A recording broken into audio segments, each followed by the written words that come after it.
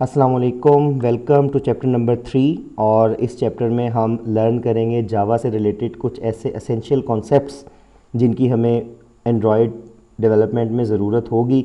और उन लोगों के लिए जो लोग पहले से जावा के बारे में नो हाउ रखते हैं या किसी भी प्रोग्रामिंग लैंग्वेज के बारे में नो हाउ रखते हैं, एक छोटा सा ये रिवीजन कॉन्सेप्ट होगा। अदरवाइज़ जो लोग नहीं रखते, जैसे कि मैंने आपको इस कोर्स के स्टार्ट में भी कहा था कि अगर आप पहले से प्रोग्रामिंग के बारे में नो हाउ नहीं भी रखते, फिर भी हम इंशाल्लाह इस कोर्स को कैरी ऑन कर सकते हैं। तो थोड़ी सी डिटेल्स हम इसमें देखते हैं जावा के बारे में। जावा is quite an old language और इसे सन माइक्रो सिस्टम ने बनाया था, आजकल ओरेकल 1995 में, लेकिन अब भी बहुत ज़्यादा ये एक्टिव यूज़ में है। सिर्फ एंड्रॉयड एप्लीकेशंस में ही नहीं, बल्कि जावा आपको अलाउ करती है कि आप सर्वर बेस्ड एप्लीकेशंस बना सकें और इसके अलावा डेस्कटॉप एप्लीकेशंस बना सकें, विंडोज़ और मैक दोनों के लिए।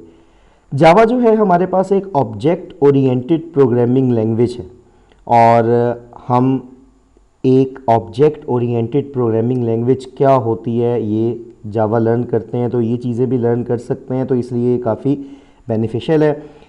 जावा के लिए काफ़ी ऑनलाइन कंपाइलर्स हैं। अगर आप अपने सिस्टम में जावा इंस्टॉल करते हैं तो आप नोटपैड वगैरह में भी कोड कर सकते हैं। अदरवाइज़ हमारे पास कई ऑनलाइन कंपाइलर्स हैं। अगर आप गूगल पर सर्च करते हैं आकर ऑनलाइन जावा कंपाइलर, तो काफ़ी सारे कंपाइलर्स आ जाते हैं। कॉमनली हमारे पास ये कंपाइल जावा .net या ब्रो XY जो है ये यूज़ होते हैं। करंटली मैं ब्रो XY यूज़ करता हूँ, लेकिन किसी वजह से ये वेबसाइट चल नहीं रही। बहरहाल ये हमारे पास जो है कंपाइल जावा .net, आप इसे ओपन करेंगे तो इस तरह से ही हमारे पास पहला प्रोग्राम आ रहा है हेलो वर्ल्ड के नाम से।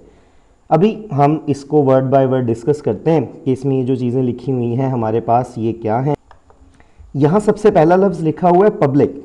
पब्लिक बेसिकली हमें ये बताता है कि आपके प्रोग्राम का या इस क्लास का जो इसके बाद बनी हुई है उसका एक्सेस लेवल क्या होगा। पब्लिक का मतलब है कि आप इसे कहीं से भी एक्सेस कर सकते हैं। इसके बाद हमारे पास लफ्ज़ लिखा हुआ है क्लास।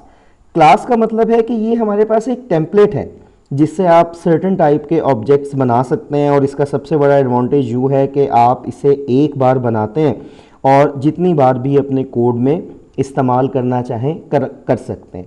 जावा एक pure object oriented programming language है। Pure object oriented programming language होने की वजह से जावा का हर प्रोग्राम लाजमी क्लास से स्टार्ट होता है, मतलब आप इसमें एक क्लास लाजमी बनाते हैं। इसके बाद ये इस क्लास का नाम है, और डेफिनेटली आप कोई भी नाम जो है वो रखना चाहें तो इस क्लास का नाम रख सकते हैं। फिर ये जो करली ब्रेसेस यहाँ से स्टार्ट होती हैं और यहाँ एंड होती हैं, यहाँ दरमियान में अब आप जो चीज़ भी लिखेंगे ये सारी की सारी चीज़ें हमारे पास इस क्लास का हिस्सा कहलाएंगी। इसके बाद क्लास के बाद नीचे हमारे पास ये एक मेथड डिफ़ाइन किया गया है। मेथड जो है जो इस एक फंक्शन है, फंक्शन का दूसरा नाम आप समझ लें मेथड है। हम जब ऑब्जेक्ट ओरिएंटेड प्रोग्रामिंग में काम करते हैं तो हम फंक्शन की बजाय मेथड का लफ्ज़ इस्तेमाल करते हैं, और ये सिंपली है क्या, कोई भी चंक ऑफ कोड जो आप एग्जीक्यूट करने के बाद कोई सर्टेन टाइप का काम करना चाहते हैं। हमारे पास क्योंकि एक क्लास में एक से ज़्यादा मेथड बन सकते हैं, तो हमेशा जो जावा प्रोग्राम की एग्जीक्यूशन होती है वो मेन मेथड से स्टार्ट होती है। इसलिए एक प्रोग्राम के एग्जीक्यूट होने के लिए उसमें मेन मेथड का होना ज़रूरी है। इसमें हमारे पास अब सबसे पहले पब्लिक आ जाता है, और यहाँ पब्लिक का मतलब वही है जो कि क्लास के साथ था कि आप इस मेथड को कहीं से भी एक्सेस कर सकते हैं। फिर हमारे पास एक लफ्ज़ आता है स्टैटिक। स्टैटिक का मतलब कोई भी ऐसा मेथड जिसका ताल्लुक क्लास के साथ है, क्लास के इंस्टांसेस या ऑब्जेक्ट्स के साथ नहीं है। तो जिस मेथड को हम क्लास के साथ रिलेट करना चाहते हैं, मतलब आप उसे क्लास के नेम के साथ भी कॉल कर सकते हैं और इस्तेमाल कर सकते हैं, तो ऐसे मेथड को हम स्टैटिक मेथड करते हैं। और feel free to google it, आप यहाँ से मज़ीद भी स्टैटिक के बारे में पढ़ सकते हैं। वॉइड का मतलब है कि जब हमारा मेथड यानी कि मेन मेथड अपनी वर्किंग को कंप्लीट करेगा कंप्लीट करने के बाद ये कोई वैल्यू रिटर्न नहीं करेगा। बाज़ औक़ात ऐसा होता है कि अगर मैं एक ऐसा मेथड बनाता हूँ जो मेथड सेल्सियस को फ़ारेनहाइट में कन्वर्ट करेगा और कन्वर्ट करने के बाद रिज़ल्ट रिटर्न कर देगा जहाँ से उस मेथड को कॉल किया गया है, तो फिर हम उसकी रिटर्न टाइप वॉइड नहीं लिखेंगे, बल्कि अगर हमारे पास टेम्परेचर का रिज़ल्ट डबल में है तो हम उसकी रिटर्न टाइप भी डबल लिखेंगे। लेकिन मेन मेथड क्योंकि कुछ रिटर्न नहीं करता, इसलिए मेन मेथड की रिटर्न टाइप यहाँ वॉइड लिखी जाती है। इसके बाद यहाँ मेथड का नाम है और मेन मेथड के लिए आप ये नाम चेंज नहीं करेंगे, मेन ही लिखेंगे। फिर हमारे पास यहाँ स्ट्रिंग आ जाती है और स्ट्रिंग आर्ग्स आ जाते हैं। ये स्ट्रिंग का मतलब हमारे पास वो वेरिएबल्स हैं, एक ऐसी एरे हम यहाँ बना देते हैं। ये लफ्ज़ जो मैंने एरे इस्तेमाल किया है ये हम आगे के लेक्चर्स में देखेंगे, जिसमें आप वेरिएबल्स या वैल्यूज़ पास करते हैं अपने जावा प्रोग्राम को और वो सारी की सारी वैल्यूज़ एरे ऑफ स्ट्रिंग में सेव हो जाती हैं। और एरे के बारे में मैंने आपको बताया, हम मज़ीद आगे देखेंगे। फिर जिस तरह क्लास के लिए पैरेंथेसिस थी, अब ये पैरेंथेसिस यहाँ से स्टार्ट होती हैं, यहाँ से एंड होती हैं, तो दरमियान में आप जो कुछ भी लिखेंगे ये मेन का हिस्सा कहलाएगा।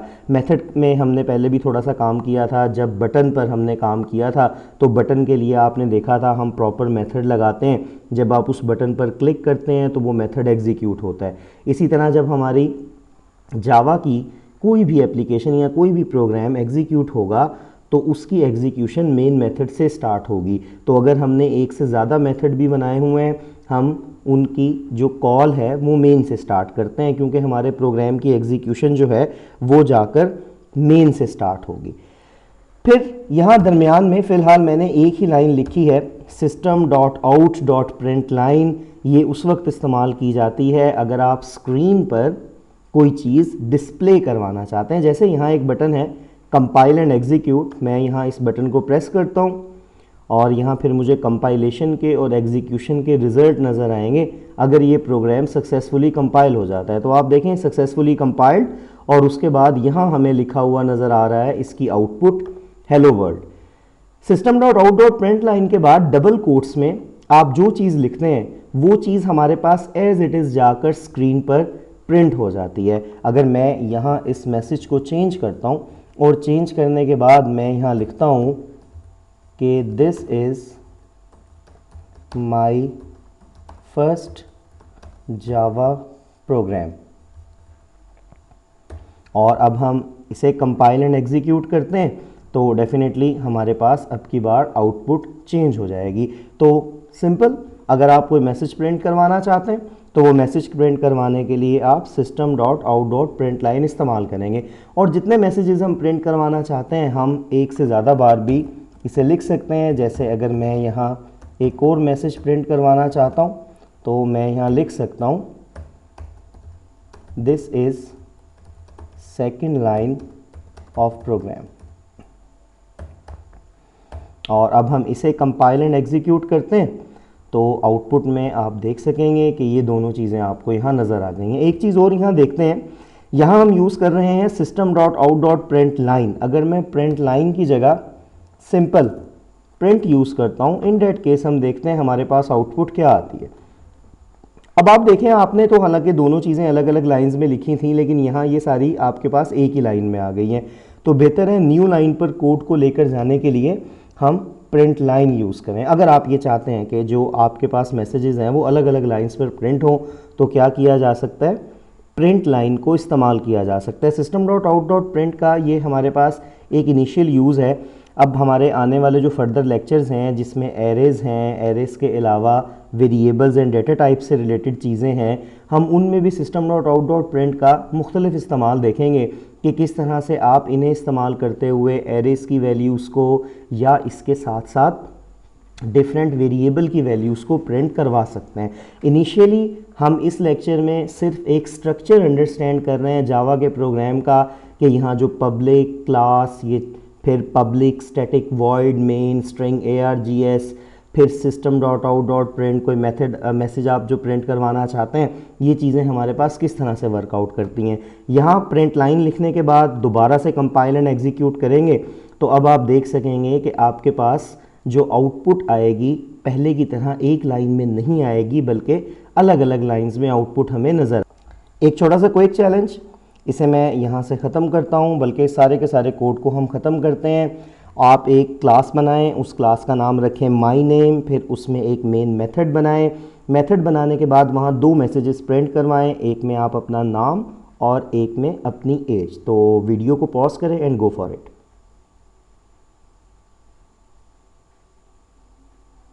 आई होप आपने ये कर लिया होगा। हम यहाँ पब्लिक क्लास, और क्लास का मैं नाम रखता हूँ माई नेम। क्लास का नाम रखने की कन्वेंशन ये होती है कि क्लास के नाम में जितने भी लेटर्स वर्ड्स होते हैं आप सबका पहला लेटर कैपिटल रखते हैं। जैसे मैंने माई नेम में एम और एन को कैपिटल रखा है। मेथड का नेम जब रखते हैं तो अगर वो एक वर्ड पर मुश्तमिल है तो उसका पहला अल्फ़ाबेट स्मॉल रखा जाएगा, और अगर कम्बिनेशन पर है तो पहला स्मॉल रखेंगे, उसके बाद आने वाले हर वर्ड का पहला अल्फ़ाबेट जो है वो आप कैपिटल रखेंगे। अब यहाँ हम मेन मेथड बनाते हैं, पब्लिक स्टैटिक वॉइड मेन और स्ट्रिंग ऑक्स। यहाँ आने के बाद अब मैं सिंपल पहले मैसेज प्रिंट करवाता हूँ, system dot out dot print line, और यहाँ मैं लिखता हूँ सॉरी माई नेम इज़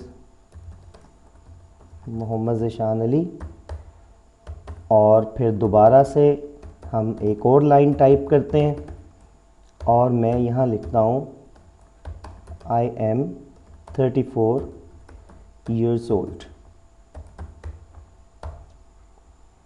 अब हम इसे कंपाइल एंड एग्जीक्यूट करते हैं और इसका रिज़ल्ट देखते हैं। दोनों चीज़ें हमने system dot out dot print line use करते हुए लिखी हैं, तो आप देखें ये दोनों मैसेजेस हमारे पास एज इट इज़ प्रिंट हो गए हैं। एक चीज़ का आप ख्याल रखें कि डबल कोट्स में जो चीज़ आप लिखते हैं उसके कोई स्पेलिंग्स वगैरह चेक करना, इस तरह की कोई ज़िम्मेदारी कंपाइलर की नहीं होती। जो चीज़ आप डबल कोट्स में लिखेंगे वो एज इट इज़ प्रिंट हो जाएगी। तो जो मैसेज आप डबल कोट्स में लिखकर प्रिंट करना चाहते हैं तो प्रॉपरली प्रिंट करने से पहले आप उस मैसेज को खुद से चेक करेंगे। तो this is for this lecture जी। See you in the next lecture इंशाल्लाह।